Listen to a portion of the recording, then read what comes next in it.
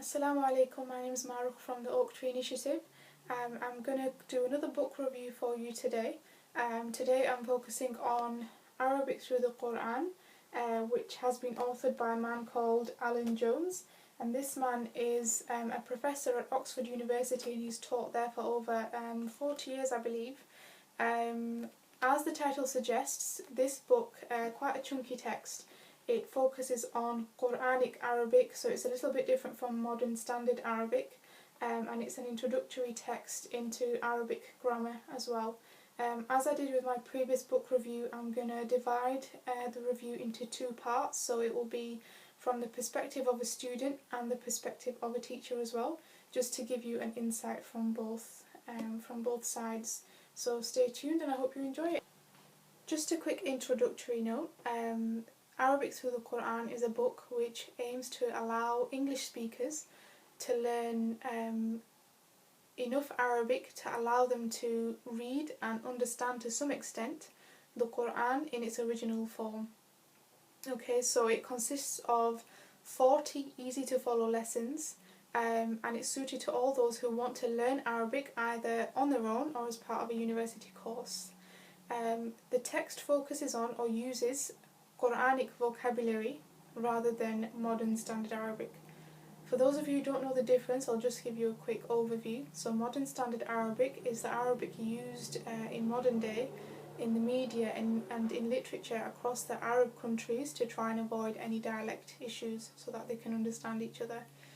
The only difference between Quranic or classical Arabic and modern standard Arabic is the vocabulary. The actual morphology and the syntax or the grammar is pretty much the same. It's just the words that are used, the vocabulary, which has changed over time, as with any language. Okay, so some quick useful advice for students and teachers alike. I would advise you that when you get this book, read the introductory note, because it sets out the aims of the book, and it also explains the layout of each lesson so that you can prepare for your studies beforehand. Okay, so for example, the author tells you that you will need to learn specific vocabulary and to complete specific homeworks before you move on to the next lesson. Therefore, you can plan how much time to dedicate to each lesson, and set a pace for yourself or for your students depending on how quickly you want to work through the text.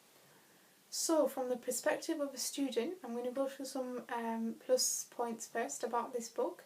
The biggest plus point I would say is that Arabic through the Qur'an is a really concise text. A lot of effort and time has gone into putting the text together to make it as accessible as possible to students who want to learn Arabic.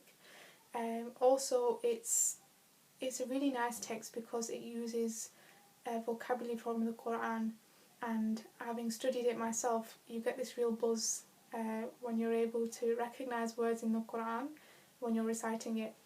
Obviously, you're far from becoming any type of mufassir or anything like that, but baby steps, you'll get there eventually, inshallah. But it's just nice to be able to apply your teachings from day one. On the other side, so some cons about the book. If you are completely new to studying Arabic, I would strongly advise you to have a teacher, especially if you haven't studied linguistics. So some of the terminology used in the book is quite difficult to understand and grasp, even though there's a glossary in the back, and it can be a lot to take in. So it's really good to have a teacher there who can clarify and simplify things for you before, if you've not studied linguistics. Another disadvantage of the book is that as a student you can often misjudge how long it will take you to grasp the teachings in each lesson. So you need to be realistic from the beginning about your goals, depending on how much time you have to dedicate, and you also need to put the effort in from day one. So 150% effort is required. You need to do all the homeworks, and again, at this point I would say it's really useful to have a teacher to keep you in check, to make sure you're doing your homeworks and that you're staying on track.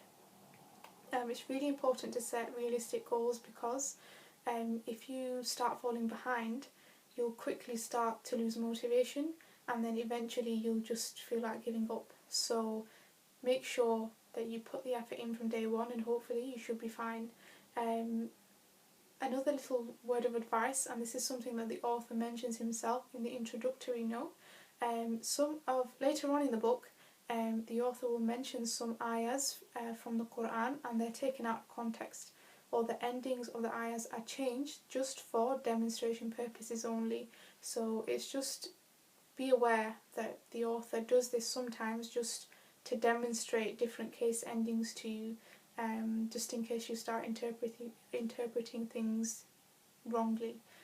So just follow the book as it tells you. Don't try to kind of go off or skip bits. You need to stick to what the author is teaching you in order to learn the Quranic Arabic correctly.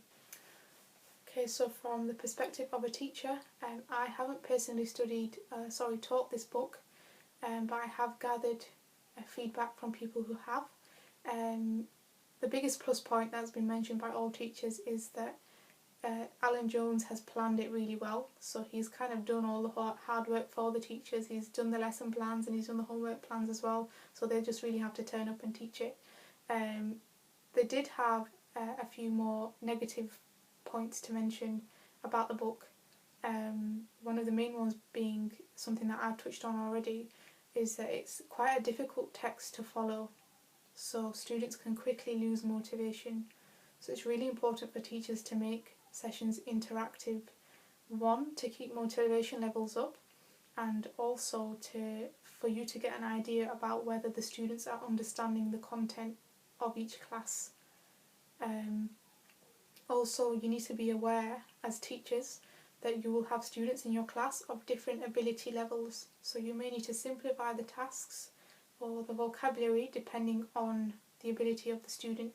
So it's useful for you to take some time out and plan some step up and step down activities for each lesson, so that one, you're simplifying things for the students that need that extra help, or you're planning harder tasks or more challenging tasks for those who are grasping the concepts well and just need to be challenged a little bit more.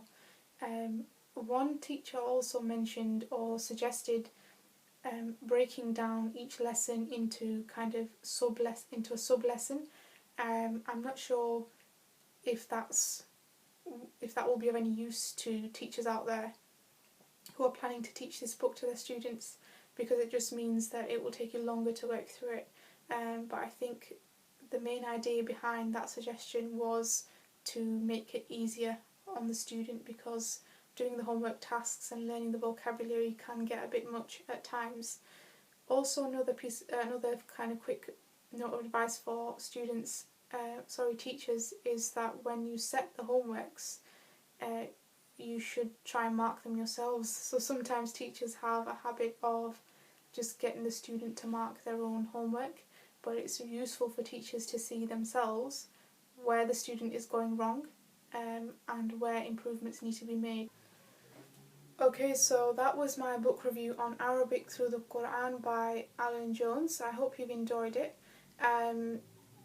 I'm going to give the book an overall 3 out of 5 stars, probably because of the complexity of it. I don't think it's suitable for people who haven't been exposed to Arabic before, unlike what the author has suggested in his introductory note.